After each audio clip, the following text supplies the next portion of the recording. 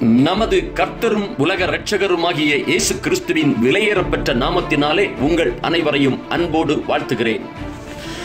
அருமையானவர்களே, இன்றைய காலகட்டத்தில் பல்வேறு மிரட்டல்களையும் சவால்களையும் சந்தித்து வருகிற வட இந்தியாவின் ஒரிசா, மகாராஷ்டிரா, சத்தீஸ்கர் போன்ற மாநிலங்களிலும் பல்வேறு மோசமான வாழ்க்கை சூழ்நிலைகளால் உலகத்தின் இருண்ட கண்டம் என்று அழைக்கப்படுகின்ற கிழக்கு ஆப்பிரிக்காவின் கென்யா, உகாண்டா, ருவாண்டா போன்ற நாடுகளிலும் வெற்றிகரமாய் எழுப்புதலின் அக்கினியை பற்றி எரிய செய்கிற இது உங்கள் இவாஞ்சலிஸ்ட் ரவி ஆபிரகாம் அவர்களின் ரவி ஆபிரகாம் மினிஸ்ட்ரீஸ்.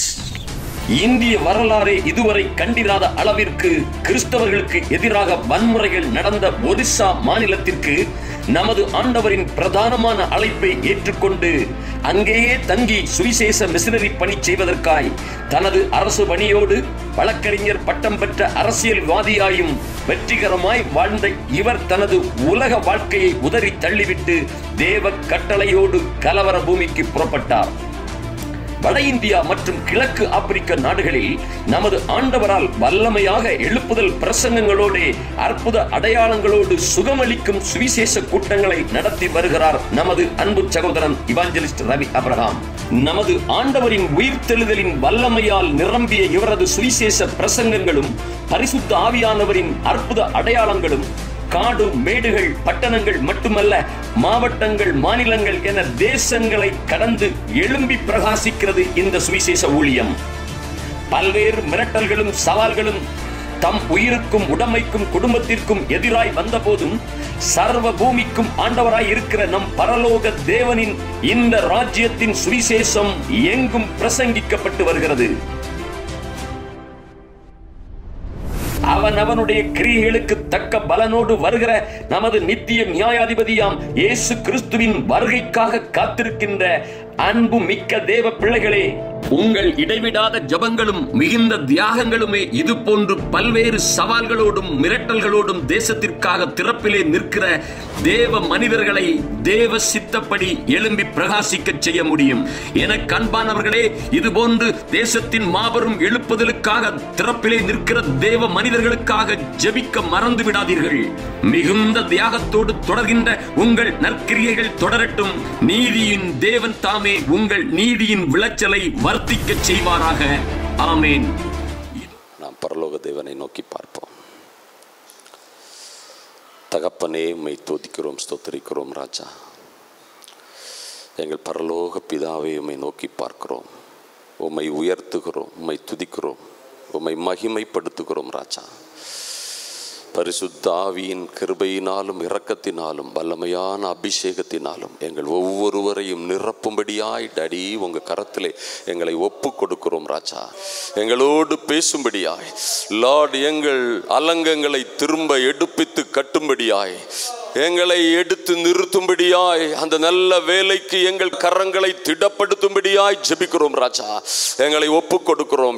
எங்கள் தேவனாகிய கர்த்தரே எங்களோடு பேசும்படியாய் எங்களை தாழ்த்தி உங்க கரத்திலே ஒப்பு கொடுக்கிறோம். கர்த்தர் தொடர்ந்து உம்முடைய ஆவியினால் எங்களோடு பேசுவீராக. நாங்கள் எங்களை மறைத்து கொண்டு நாங்கள் கேட்கிறோம் நல்ல பிதாவே. ஆமேன், ஆமேன். ஸோ நாம் தியானிப்பதற்கு 1 யோவான் 5ஆம் அதிகாரம் 4ஆம் வசனம். தேவனால் பிறப்பதெல்லாம் உலகத்தை ஜெயிக்கும், உலகத்தை ஜெயிக்கும். நம்முடைய விசுவாசமே உலகத்தை ஜெயிக்கிற ஜெயம், உலகத்தை ஜெயிக்கிற ஜெயம். அடுத்த வசனமும் கூட. இயேசுவானவர் தேவனுடைய குமாரன் என்று விசுவாசிக்கிறவனே அன்றி உலகத்தை ஜெயிக்கிறவன் யார்? அருமையானவர்களே, பாருங்க, எவ்வளவு அற்புதமான ஒரு காரியத்தை நம்முடைய வேதத்திலே சொல்லப்பட்டிருக்கிறது. பாருங்க, எவ்வளவு அற்புதமான காரியம். பாருங்க, தேவனால் பிறப்பதெல்லாம் உலகத்தை ஜெயிக்குமா? எவ்வளவு ஒரு பெரிய ப்ராஃபஸி தான். நமக்கு பெரிய ப்ராஃபஸியே இதுதான். அதாவது இதை மிஞ்சின ஒரு ப்ராஃபஸியை யாருக்கும் சொல்லவே முடியாது. எந்த தீர்க்கதரிசியும் சொல்ல முடியாது. அதாவது தேவனால் பிறந்த ஒவ்வொரு பிள்ளைகளும் அவர்கள் என்ன செய்வாங்களாம்? உலகத்தை ஜெயிப்பார்களாம். நாம் என்ன செய்வோமா? உலகத்தை ஜெயிப்போம். சாதாரண விஷயங்கள் அல்ல, சாதாரண பிரச்சனைகளில் அல்ல, சாதாரண சுகவீனத்தில் அல்ல, அல்லது சாதாரண ஏதோ ஒரு சின்ன தெருச்சண்டையில் இல்லை, ஏதோ 1-2 பிரதர்ஸ் நமக்கு விரோதமாக நிற்கிற காரியத்தில் அல்ல. நம்முடைய அழைப்பு நம்ம யாரா, நம்ம எப்படி இருக்குமா? தேவனால் பிறப்பதெல்லாம் உலகத்தை ஜெயிக்கும். உலகத்தை. எத்தனை ஒரு பயங்கரமான ஒரு வாக்குத்தத்தத்தை ஆண்டவர் கொடுக்கிறார் பாருங்க. எத்தனை மகிமையான வாக்குத்தத்தம். தேவனால் பிறப்பதெல்லாம் உலகத்தை ஜெயிக்கும். நம்முடைய விசுவாசமே உலகத்தை ஜெயிக்கிற ஜெயம். அது என்னையா விசுவாசம்? அது எப்படி அந்த விசுவாசம் ஜெயிக்க முடியும்? விசுவாசம் தான் ஜெயிக்கும். விசுவாசம் தான் ஜெயிக்கும். எந்த சூழ்நிலையா இருந்தாலும் சரி, எத்தனை கொடூரமான சிச்சுவேஷனா இருந்தாலும் சரி, நமக்கு இருக்க வேண்டியது என்னது? விசுவாசம். நான் தான் ஜெயிப்பேன், நான் ஜெயிப்பதற்கென்றும் ஜெயம் கொள்ளுவதற்கென்றும் பிறந்தவன். எப்ப நம்ம அப்படி கன்ஃபஸ் பண்ணி தைரியமா நிற்கமோ, நம்ம ஒரு நாள் தோற்று போக முடியாது. ஒரு நாள் நம்ம தோற்று போக மாட்டோம். நாம பிறந்ததே ஜெயிக்கிறதுக்கு. நீ நாம படைப்பிக்கப்பட்டதே ஜெயம் கொள்ளுவதற்கென்று. என்ன ஜெயம்? என்ன ஜெயம்? பாவத்தை ஜெயிக்கிறோம். பாவத்தின் கட்டுகள்ல இருந்து ஜெயிக்கிறோம்.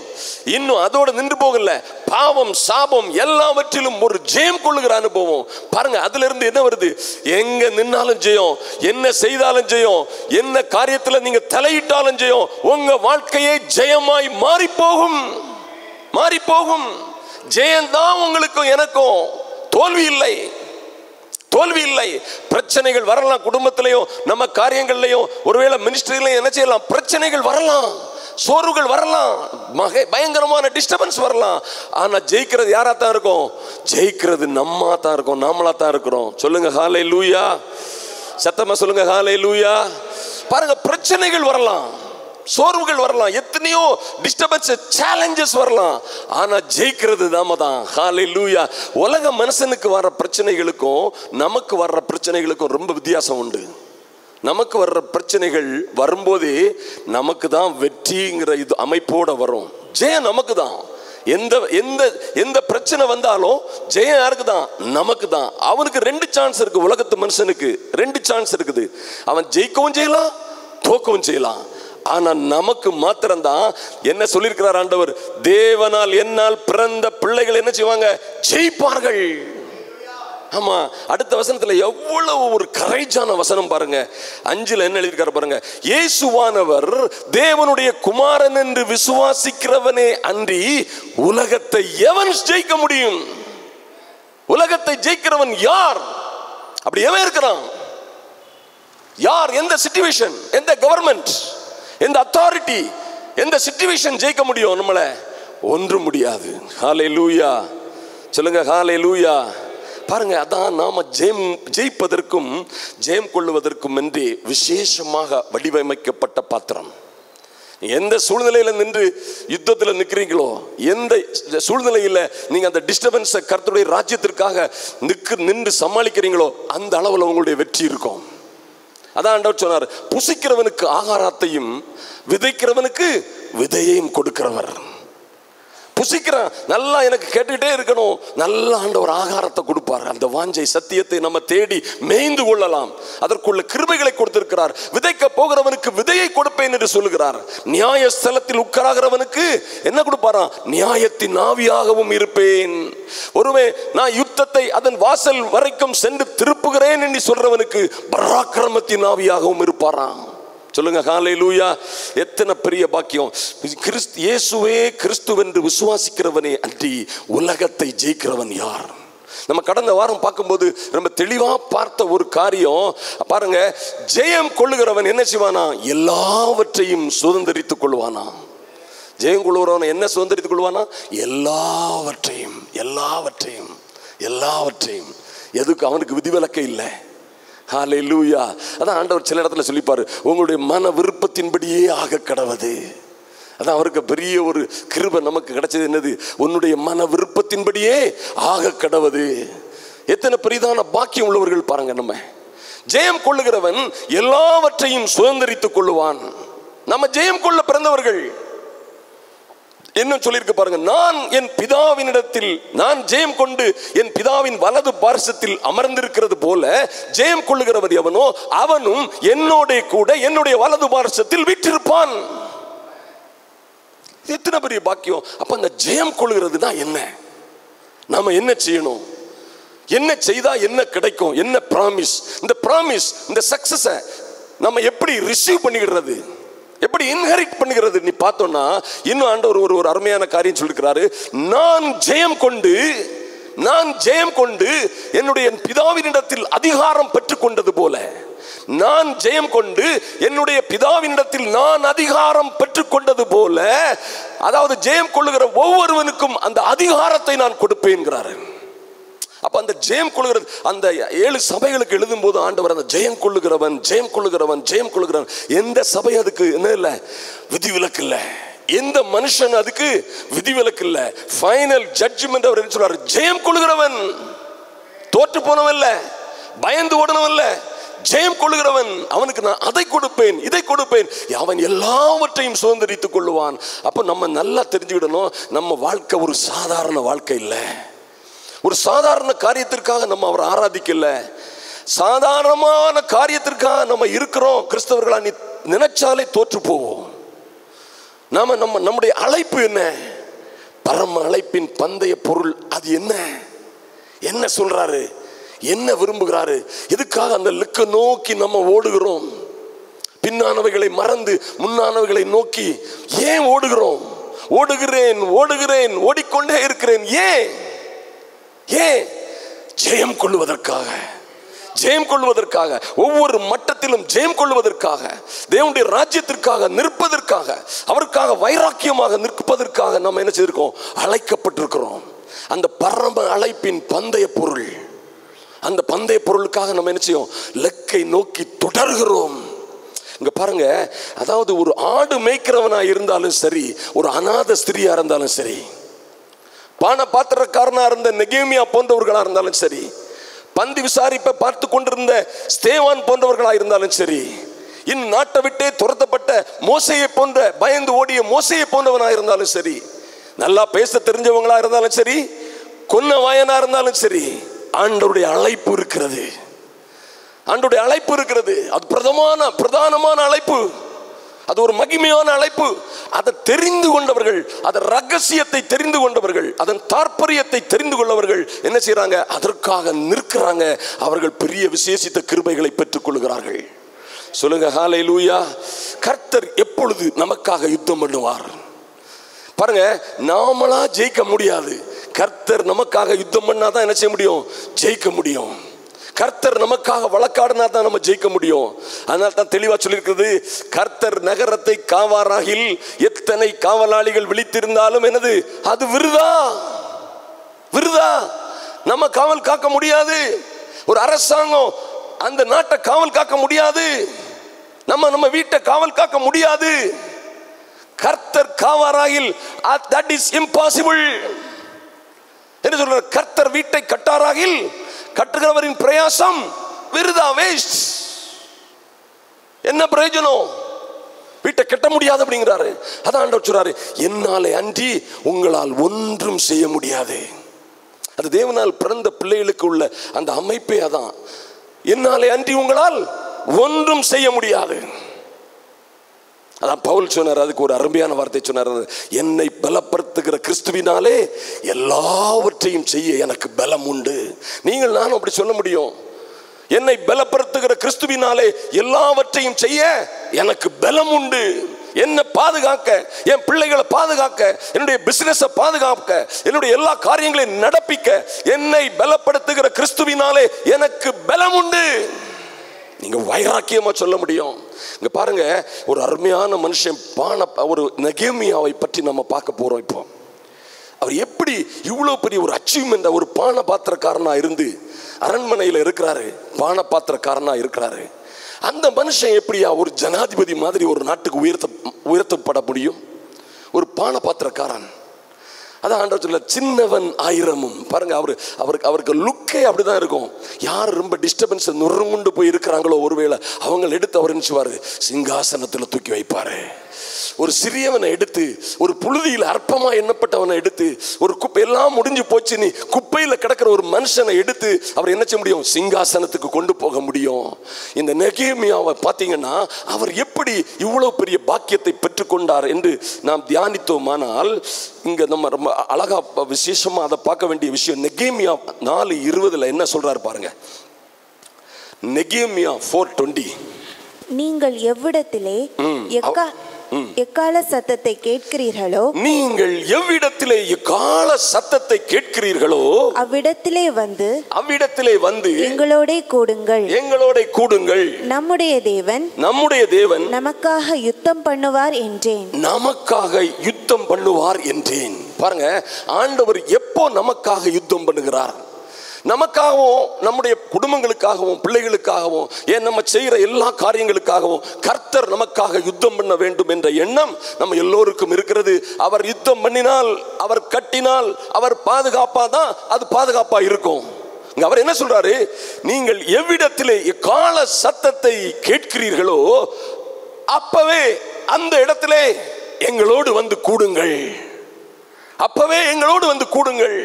இக்கால சத்தத்தை கேட்டுட்டு அசதியா இருக்காதுங்க.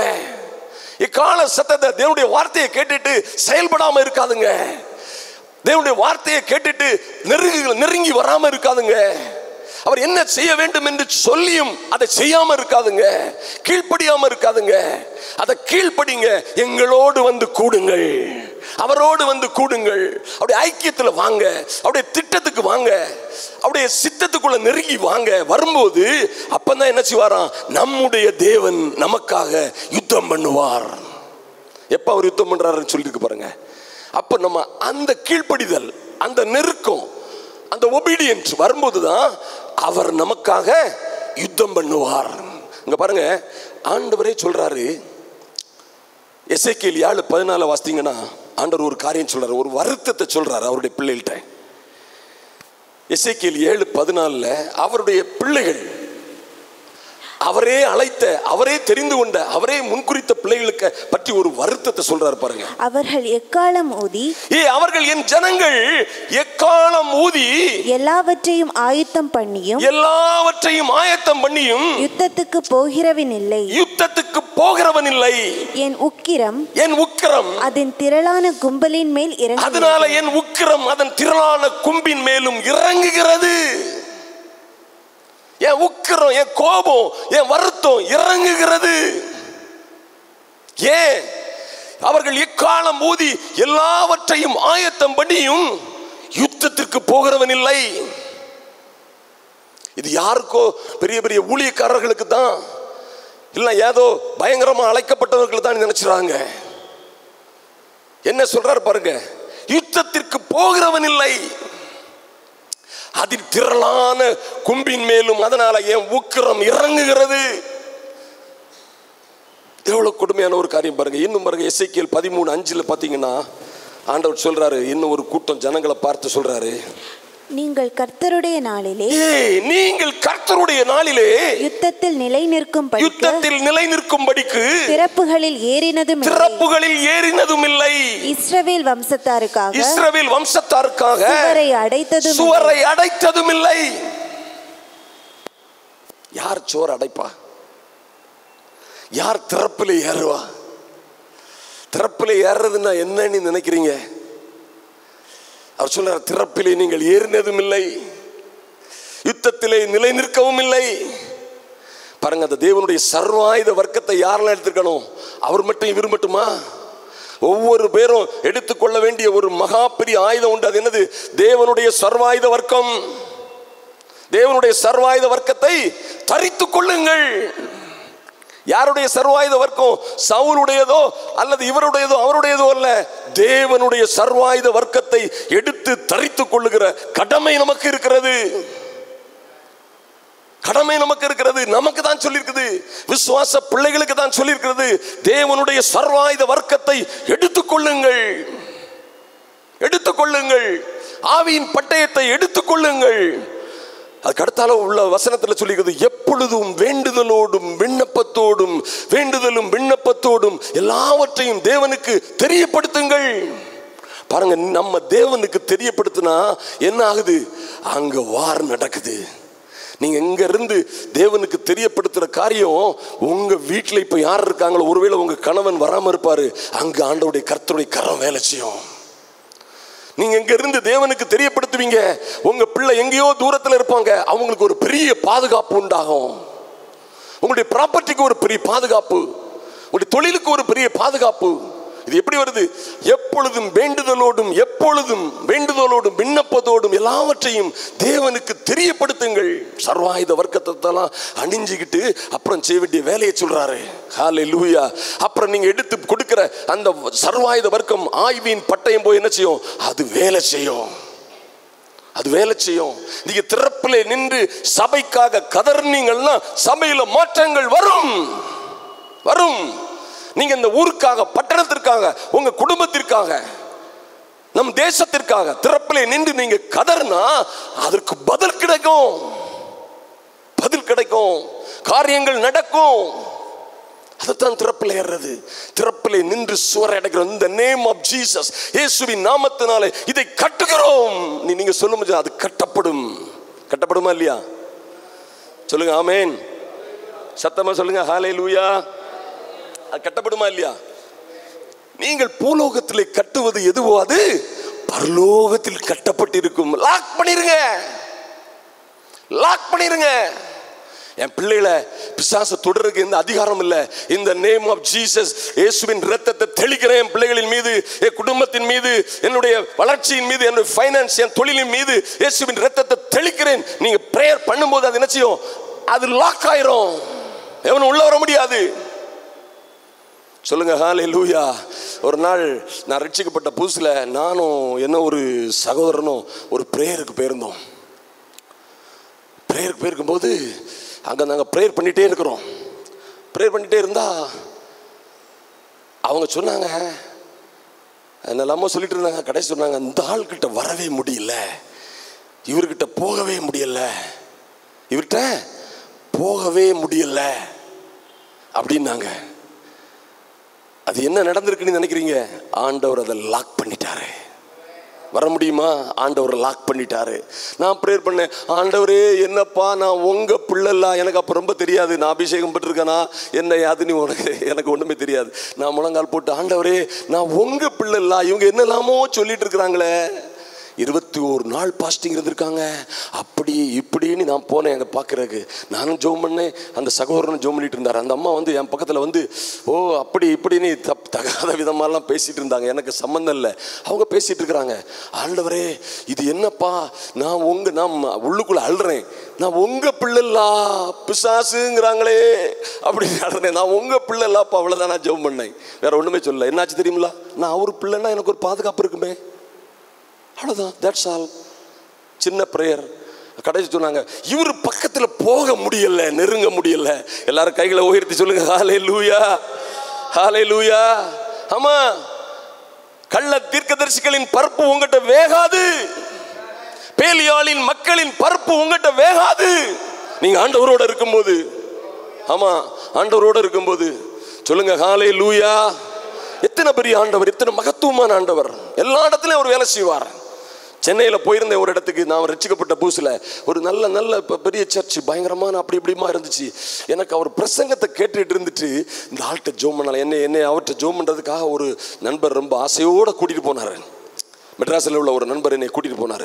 வாங்க எங்கள் பாஸ்டர் அப்படியாகும், ஜஸ்ட் நீங்கள் ஒரிசாவில் இருக்கிறீங்க, ஒரு ஜோம் பண்ணு உங்களுக்காக. எனக்கு பிரசங்கத்தெல்லாம் கேட்டுட்டு இருந்துட்டு எனக்கு அந்த அந்த அந்த அந்த கதவு ஓரத்தில் ஒரு இடத்துல தான் இடம் கிடச்சி, அப்படி போய் இருந்தால் கேட்டுட்டு இருந்தா இல்லை, நோ இந்த மனுஷன்ட்ட நம்ம என்ன செய்யக்கூடாது, ப்ரேயர் பண்ணக்கூடாது. அந்த பிரசங்கத்திலே நான் கண்டுபிடிச்சிட்டேன்.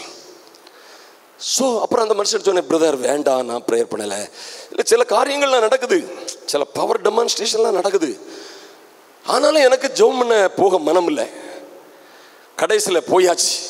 போன அந்த மனுஷன் என்கிட்ட சொல்கிறாரு, முதல் எடுப்பிலே அடிக்கிறாரு, இப்படி இருக்கணுமே அப்படிங்கிறாரு. நான் சொன்னேன், அப்படி இல்லையே பாஸ்டர், பம்போல நிற்கிறேன், நான் ரொம்ப பணிவாக இருக்கிறேன், அப்படிலாம் இல்லையே. இப்படி இருந்திருக்கணுமே, அப்படி இல்லையே. இப்படி இருந்திருக்கணுமே, இல்லையே. ஏய் என்ன ஆச்சு? லாக் ஆகி போச்சுமா. வந்து உங்ககிட்ட ஒன்றும் பேச முடியாது. ஆமா, இல்லைன்னா என்ன செய்வான்? எப்பொழுதும் கேட்டாலும் கீழ்ப்படியாத பெண் பிள்ளைகள் போன்ற சிலருடைய வீடுகளில் இவர்கள் தந்திரமாய் நுழைந்து அவர்களை தங்கள் வசமாக்கி கொள்வார்கள். யாரை வசமாக்கி கொள்வார்கள்? எப்பொழுதும் கேட்டாலும் கீழ்ப்படியாத பெண் பிள்ளைகள் போன்ற சிலருடைய வீடுகளில் இவர்கள் தந்திரமாய் நுழைந்து அவர்களை தங்களுக்கு வசமாக்கி கொள்வார்கள். இது எங்க வேலை? பருப்பு வேகாது. இது எங்க நடக்காது? ஆண்டவருடைய பிள்ளைகள் மேல நடக்காது. தேவனால் பிறப்பதெல்லாம் உலகத்தை ஜெயிக்கும். ஆமா, ஆண்டவருடைய பிள்ளையாருங்க, அவருடைய சமூகத்தில் நின்னுங்க. அவர் சொல்றாரு, நான் எங்கேயோ அங்கே என் பிள்ளைகளும் என் ஊழியக்காரனும் இருப்பான். நான் எப்படி இருக்கணும் அப்படி இருப்பான். நான் எங்கேயோ அங்கே இருப்பான். என்னோடு சேர்க்காதவன் என்ன செய்வான்? சிதறடிப்பான். நம்மெல்லாம் அவரோடு சேர்க்கிற ஆளா இருக்கணும்.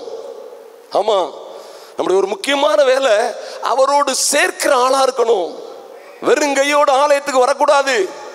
உண்மையை தான் சொல்றேன். வரும்போதெல்லாம் ட்ரை பண்ணுங்க. உங்களுடைய நண்பர்களை அழைத்து வாங்க, அவர்களுக்காக ஜெபிங்க, பக்கத்து வீட்டுக்காக ஜெபிங்க, உங்க அடுத்த அயலகத்திற்காக ஜெபிங்க.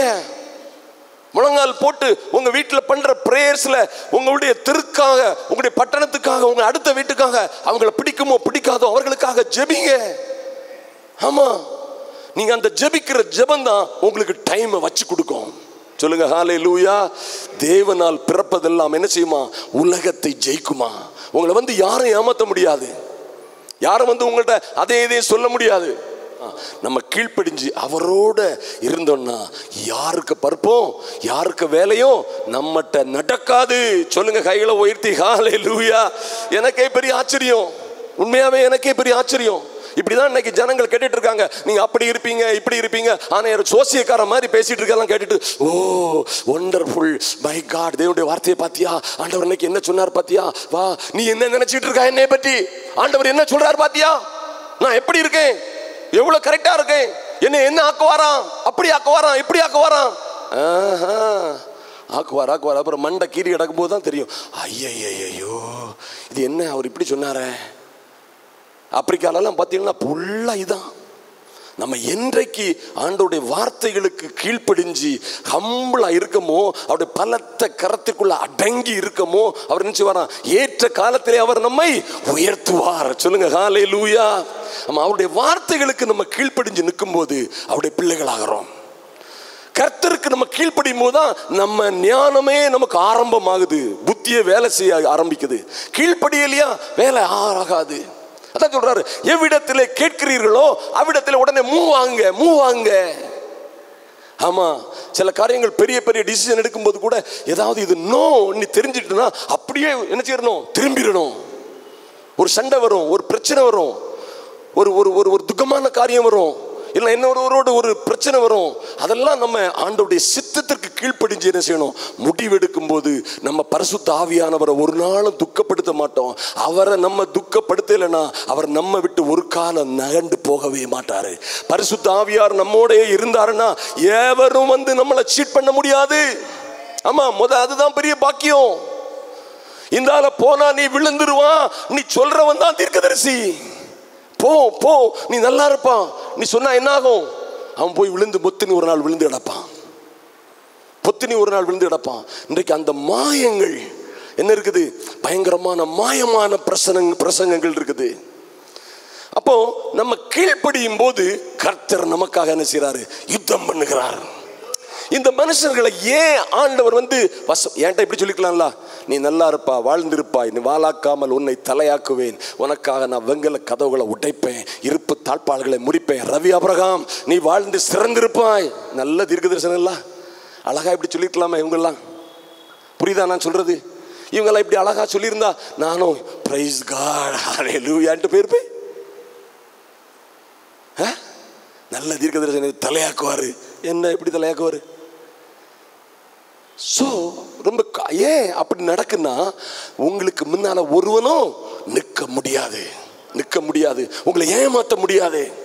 உங்களை சீட் பண்ண முடியாது, உங்களை வஞ்சிக்க முடியாது, உங்களை எதிர்த்து நிற்க முடியாது. ஏன்னா நீங்க தேவனோடு அவருடைய சித்தத்தில் நிற்கிறீங்க. அவருடைய சித்தத்தின்படி நிற்கிற பிள்ளைகள் எல்லாம் அவரோடே நிற்கிறீங்க.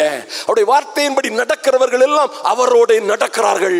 வார்த்தையை உடையவர்கள் எல்லாம் அவரை உடையவர்கள். சொல்லுங்க ஹல்லேலூயா, ஹல்லேலூயா. இங்க பாருங்க, ரொம்ப அருமையான காரியம் அவர் சொன்னது. எவ்விடத்தில் இருக்கிற அவ்விடத்தில் கீழ்ப்படிஞ்சு எங்களுடைய வாருங்கள், எங்களுடைய நெருங்கி வாருங்கள், அப்பொழுது தேவன் உங்களுக்காக யுத்தம் பண்ணுவார். இந்த மனுஷனுக்கு இவ்வளவு பெரிய கிருபை. ஒரு பான பாத்திரக்காரனா இருந்த ஒரு சாதாரண மனுஷனுக்கு ஒரு பெரிய தேசத்திற்கே அதிபதி ஆகிற அளவுக்கு ஆண்டவர் ஆசீர்வதிக்க என்ன காரியம் பார்த்தீங்கன்னா, அவனுக்கு இருந்த தாஸ்டி மைண்ட், தாகம், அவனுக்கு இருந்த தாகம், அவனுக்கு வாஞ்சை தேவனுடைய காரியங்கள்ல. நெகேமியா 1ஆம் அதிகாரத்தை எடுத்தீங்கன்னா, அதற்கு அவர்கள் சிறையிருப்பில் மீந்திருக்கிற அந்த தேசத்தின் மகா தீங்கையும் நிந்தையும் அந்த ஜனங்கள் அனுபவிக்கிறார்கள். எருசலேம் அலங்கம் இடிபட்டதும் அதன் வாசல்கள் அக்னியால் சுட்டரிக்கப்பட்டதுமாய் கிடக்கிறது என்றார்கள். அந்த செய்தியை கேள்விப்பட்ட உடனே சிறையிருப்பில் இருக்கிற யூத ஜனங்கள், தேவ ஜனங்கள் என்ன செய்யறாங்களாம், மகா தீங்கு அனுபவிச்சாங்களாம். மகா தீங்கு, அலங்கம் எல்லாம் இடிபட்டு கிடக்குதான், ரொம்ப கொடூரமான சிச்சுவேஷன். இதை கேள்விப்பட்டு நெகேமியா என்ன செய்றார் பாருங்க. இந்த வார்த்தைகளை கேட்டபோது நான் உட்கார்ந்து அழுதாராம். இதை கொஞ்சம் இமேஜின் பண்ணி பாருங்க. உட்கார்ந்து அழுதாராம். ஒரு அந்த தேவ பிள்ளைகளுக்குள்ள என்ன ஸ்பிரிட் இருக்குது பாருங்க. ஆவியானவர் நம்ம எப்படி வேண்டிக் கொள்ள வேண்டியது என்னதென்று தெரியாது இருக்கிறதுனாலே நமக்குள்ள இருந்து வாக்கு கடங்காத பெருமூச்சுகளோடு வேண்டுதல் செய்ய, நமக்கு நம்ம காரியத்தை வேண்டுதல் செய்ய நல்லாவே தெரியும். எல்லாத்துக்கும் நமக்கு தெரியும். நம்ம பிள்ளைகளை பற்றி, நம்ம காரியங்களை பற்றி, நம்முடைய விஷயங்களை பற்றி நம்ம கரெக்டாக வேண்டுதல் பண்ணுவோம். உண்மையாகவே ட்ரூத் நம்ம பேசுறோம், அப்படித்தானே இல்லையா? ஆனா நமக்கு இன்னபடி வேண்டிக் கொள்ள வேண்டியது என்னதென்று நம்ம தெரியாது இருக்கிறதுனாலே அவர் நமக்குள்ளே இருந்து வாக்கு கடங்காத பெருமூச்சுகளோடு ஏன் அப்படி வேண்டுதல் பண்றாரு? என்ன காரியம்? ஒரு முக்கியமான காரியம். அழிந்து கொண்டிருக்கிற உங்க சகோதரிக்காக, சகோதரனுக்காக, உங்களுடைய பக்கத்து வீட்டாருக்காக, உங்க பிள்ளைகளுக்காக, நம்முடைய மனைவிக்காக, ஒருவேளை கணவனுக்காக, இந்த தேசத்திற்காக. அப்படித்தானே இல்லையா?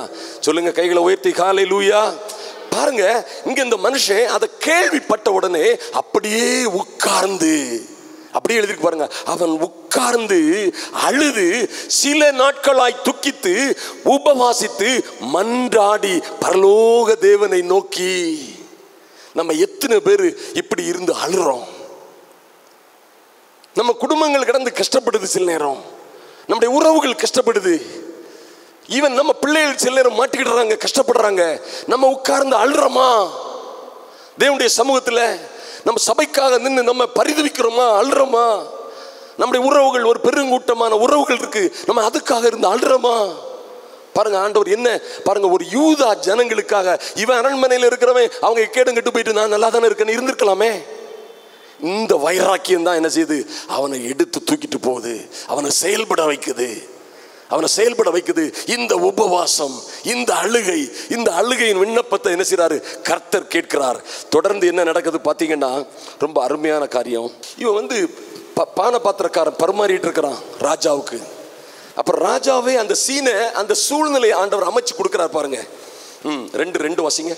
அப்பொழுது ராஜா என்னை பார்த்து, அப்பொழுது நெகேமியா சொல்றாரு, அப்பொழுது ராஜா என்னை பார்த்து, நீ துக்க முகமாய் இருக்கிறது என்ன? ஏ நெகேமியாவே, நீ துக்க முகமாய் இருக்கிறது என்ன? உனக்கு வியாதி இல்லையே? உனக்கு வியாதி இல்லையே? இது மனதின் துக்கமே ஒழிய, இது மனதின் துக்கமே ஒழிய வேறொன்றும் அல்ல என்றார். வேறொன்றும் அல்ல. நீ ஏன் துக்க முகமாய் இருக்கிறாய்? நீ ராஜாவே கேட்கிறாரு. அவன் பாருங்க, ராஜா முன்ன போகும்போது கூட அவனால சந்தோஷமா இருக்க முடியல, துக்க முகத்தோடு இருக்கிறான். அப்புறமா ராஜா கேட்கும் போது என்ன எழுதிருக்குது, அப்பொழுது எதற்குமே சொல்றான், அப்பொழுது நான் பயந்து. ஏன் பயப்படுறான்? சும்மா சொல்ல முடியாது ராஜா கிட்ட, ஏன் ஜனங்கள்லாம் அங்க கிடந்து சாகுறாங்க, கஷ்டப்பட்டு இருக்காங்கன்னு சொல்ல முடியுமா? அவர் தான் அடிச்சு பொழிச்சு நாசமாக்கிட்டு எல்லாத்தையும் புறக்கிட்டு வந்திருக்கிறாருங்க. அவர்கிட்ட அங்க கிடந்து அவங்க கஷ்டப்படுறாங்கன்னா, போடா வெளியே, நீ ஃபர்ஸ்ட் நீ சொல்லுவாரா சொல்ல மாட்டாரா? சீட்டை கிழிச்சு வெளியே அனுப்ப மாட்டாரா? இவன் பயப்படுறான். பயப்பட்டாலும் தைரியமா சொல்றான் பாருங்க ஆண்டவருக்காக. இதெல்லாம் பெரிய வைராக்கியம். இரண்டாவது 3 வாசிமா. ராஜாவை நோக்கி, நான் ராஜாவை நோக்கி, ராஜா என்றைக்கும் வாழ்க. ராஜாவே நீர் என்றைக்கும் வாழ்க. என் பிதாக்களின் கல்லறைகள், பாருங்க, என் பிதாக்களின் கல்லறைகள் இருக்கும் ஸ்தலமாகிய நகரம் பாழானதும் அதன் வாசல்கள் அக்கினியால் சுட்டரிக்கப்பட்டதுமாய் கிடக்கும் போது, அதன் வாசல்கள் அக்கினியால் சுட்டரிக்கப்பட்டதுமாய் கிடக்கும் போது நான் துக்க முகத்தோடு இராதிருப்பது எப்படி என்று. நான் துக்க முகத்தோடு இராதிருப்பது எப்படி? எப்படி ஒரு அருமையான காரியம் பாருங்க. நான் ஜெபிக்காதிருப்பது எப்படி? என்னுடைய சகோதரனை ஏன்டெல்லாம் கேட்பீங்க? என்னுடைய ஜனங்களை ஏன்டெல்லாம் கேட்பீங்க? ஆண்டவர் சொல்றாரு, கலக வீட்டார் அவங்க. நீங்க கேட்டாலும் அவனுக்கு கேட்டாலும் சரி கேட்காட்டும் சரி, நீ என்ன செய், அவங்களுக்கு போய் சொல்லு. நீ சத்தியத்தை சொல்லணும். அவன் கேட்கலன்னா நீ சொல்லி கேட்கலன்னா அந்த இரத்த பழி அவன் மேல. ஒருவேளை உங்க வீட்டுக்காரங்க இருப்பாங்க, உங்க வீட்டார் இருப்பாங்க. என் தங்கச்சி இப்போ இன்னும் மாற்று மதத்துல தான் இருக்கிறா, என் தம்பி அங்கதான் இருக்கிறாரு, என்னுடைய குடும்பம் இப்படிதான் இருக்குது, இல்லைன்னா அவங்க இன்னும் ரட்சிப்புக்குள்ள வரல. நம்ம சிம்பிளா சொல்லிட்டு போயிடுறோம். பாருங்க, இங்க என்னன்னா அந்த இரத்த பழியை ஏற்ற கேட்பாரா? யார் அதற்காக பிரயாசப்படலையோ அவங்கள்ட்ட கேட்பாராம். நம்ம பிரயாசப்படாம இருக்க முடியாது. நம்ம ஏன் சில வெற்றிகளை பெற முடியல? ஏன் நம்ம பெரிய சக்சஸ் பெற முடியல?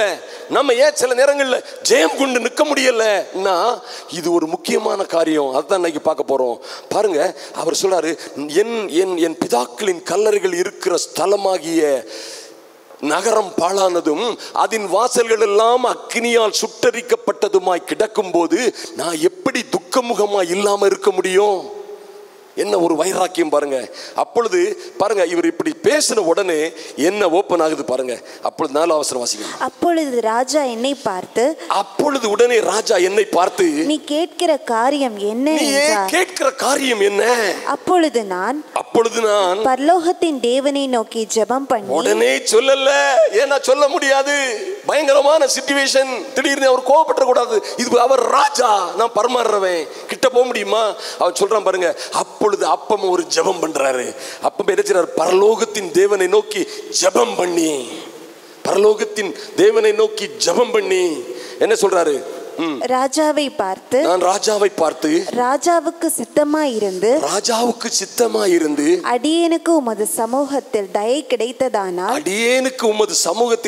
கிடைத்ததானால் என் பிதாக்களின்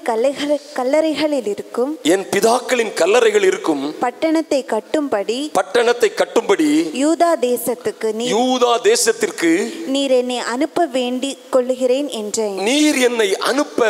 கொள்ளுகிறேன் என்றான். பாருங்க, இங்க பாருங்க, என்ன ஒரு அருமையான ஜெபம் பண்றாரு, என்ன அருமையான ஹம்பிள்னஸ்.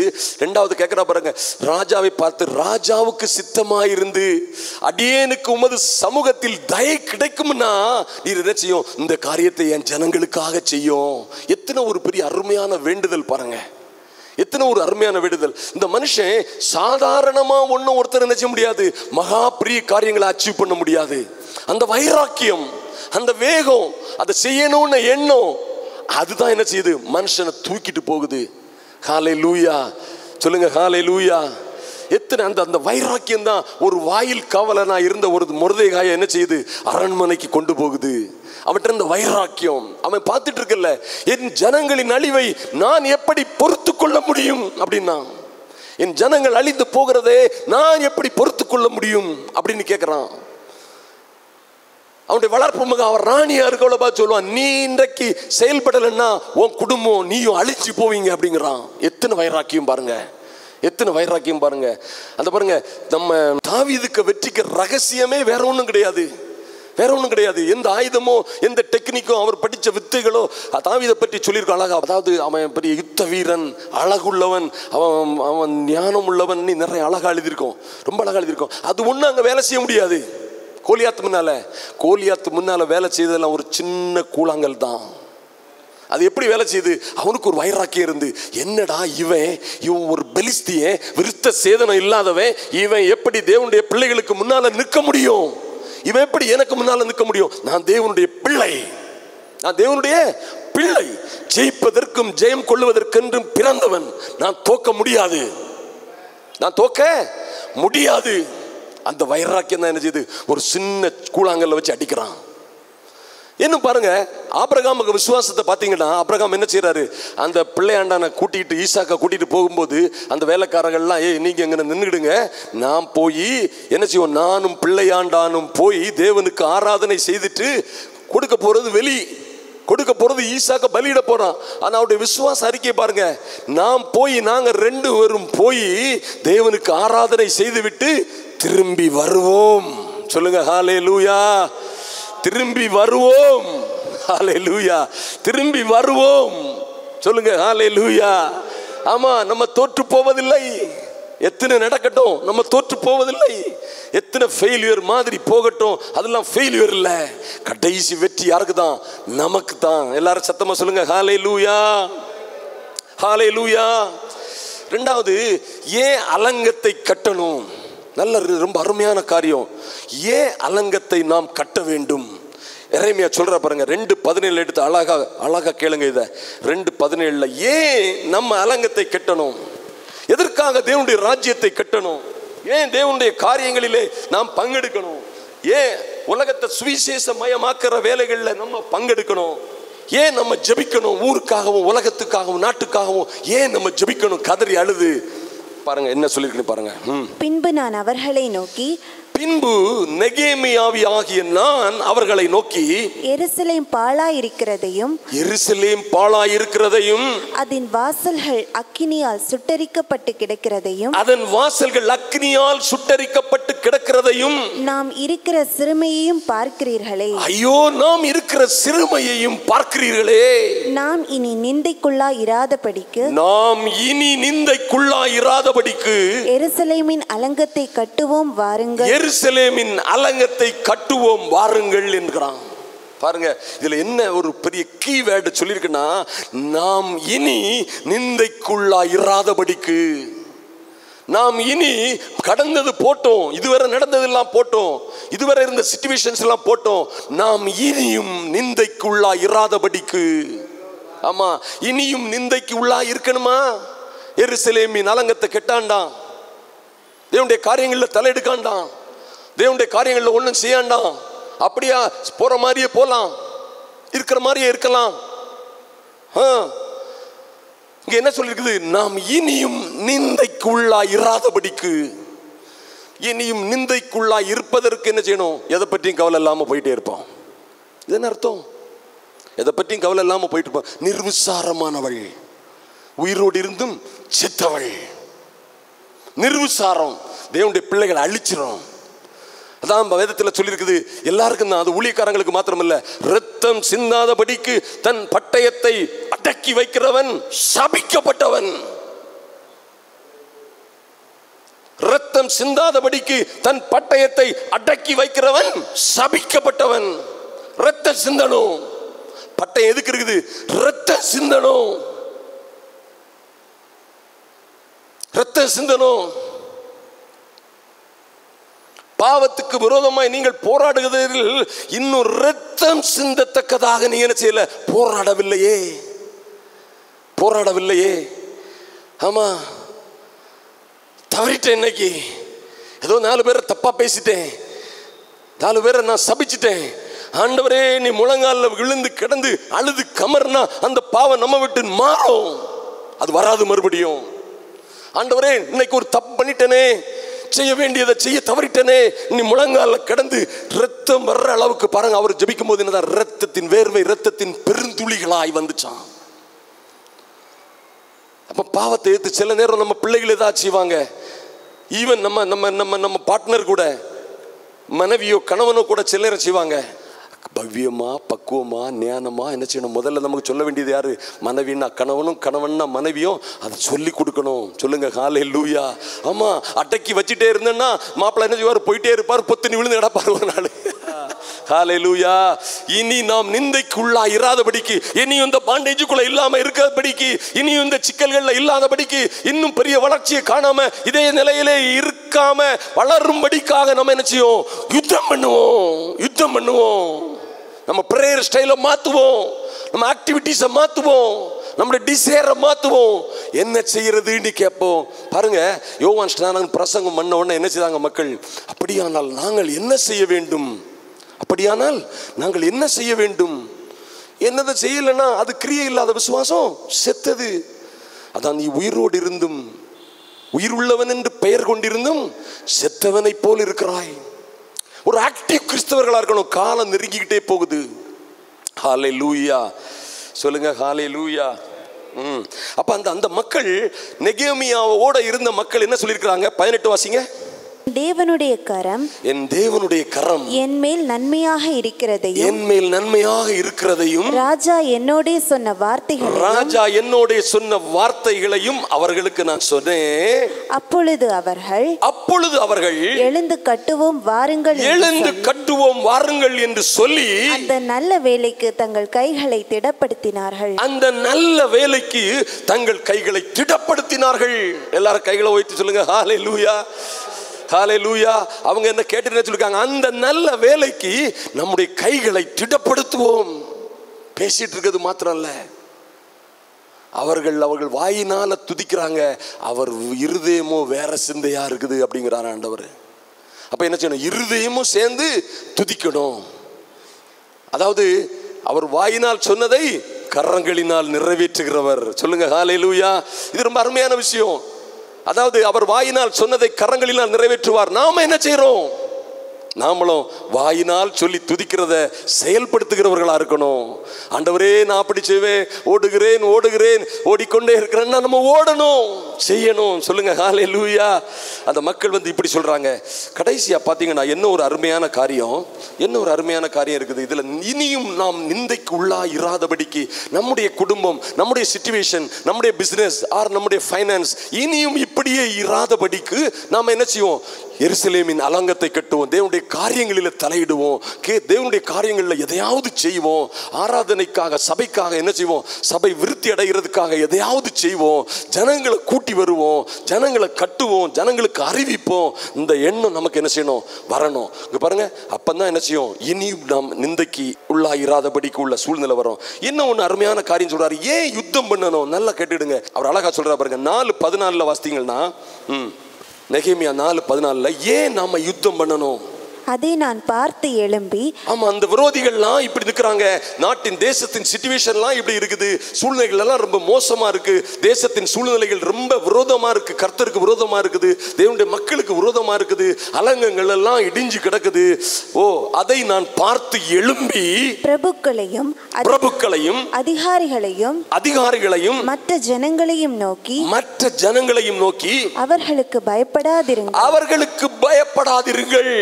நீங்கள் மகத்துவமும் பயங்கரமுமான ஆண்டவரை நினைத்து உங்கள் சகோதரருக்காகவும் எதுக்கு யுத்தம் பண்ணி பார்த்துடுங்க. உங்கள் சகோதரருக்காகவும், உங்கள் குமாரருக்காகவும், உங்கள் குமாரருக்காகவும், உங்கள் குமாரத்திகளுக்காகவும், உங்கள் குமாரத்திகளுக்காகவும், உங்கள் மனைவிகளுக்காகவும், உங்கள் மனைவிகளுக்காகவும், உங்கள் வீடுகளுக்காகவும் யுத்தம் பண்ணுங்கள் என்றேன். எல்லாரும் ஒரு கைகளை தட்டுங்க. இங்க பாருங்க, ஏன் யுத்தம் பண்ணணும்? ஏன் தேவனுடைய காரியங்கள்ல தலையிடணும்? ரத்தம், அதாவது வேலை செய்யாம அடக்கி வச்சிருக்கிற பட்டயத்தை வச்சிட்டு இருக்கிறவன் யாரா? பட்டயத்தை அடக்கி வச்சிருக்கிறவன் யாரா? சபிக்கப்பட்டவன். அப்ப யூஸ் பண்ணலன்னா நம்ம யாரா? சபிக்கப்பட்டவன்.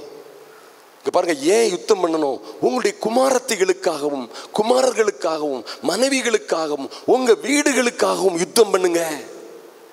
அதான் ஆண்டவர் அப்படியே சிலுவை தூக்கிட்டு போகும்போது இவங்க எல்லாம் சகோதரிகள்லாம் அழுதுகிட்டே வரும்போது ஆண்டவர் சொல்வாரு, எருசலேம் குமாரத்திகளே, எனக்காக நீங்க அழாண்டா, உங்களுக்காகவும் உங்கள் பிள்ளைகளுக்காகவும் என்ன செய்யுங்க? அழுங்கள். சொல்லுங்க, ஹல்லேலூயா. உங்களுக்காகவும் உங்கள் பிள்ளைகளுக்காகவும் அழுங்கள்.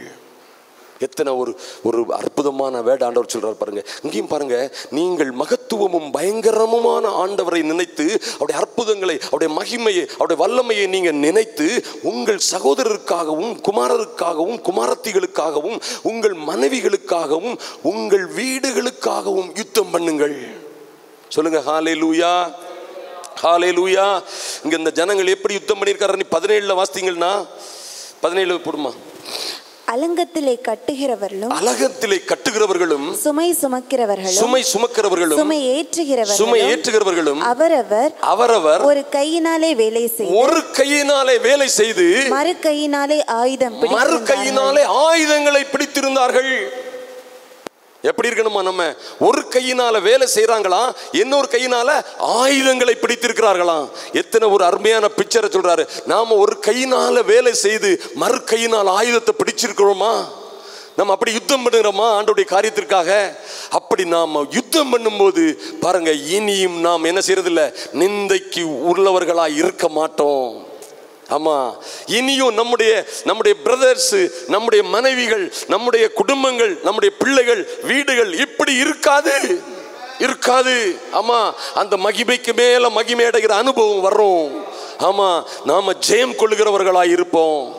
நாம ஜெயம் கொள்கிற அந்த ஜெயம் கொள்ளுகிறவர் நம்ம எனக்கு பிதாவினிடத்தில் அதிகாரம் பெற்றது போல எனக்கு என்னத்துக்கு அதிகாரம்? நான் வீட்டில் அப்படி சும்மா இருந்துக்கிட்டு நான் ஹவுஸ் ஒய்ஃபு சார், எனக்கு இதெல்லாம் எதுக்குன்னு நம்ம சொல்ல முடியாது. நான் யாரு? House wife. எனக்கு இதெல்லாம் எதுக்கு? அவர் பிதாவினிடத்தில் அதிகாரம் பெற்றார்னா அது அவருக்கு நல்லது. அவரு அப்படியாக்கும் ஆண்டவர் அல்லாமல் இவர் ஊழியக்காரர், இவர் தீர்க்கதரிசி, அவருக்கு ரைட்டு. நானே ஹவுஸ் ஒய்ஃபு சொல்ல முடியுமா?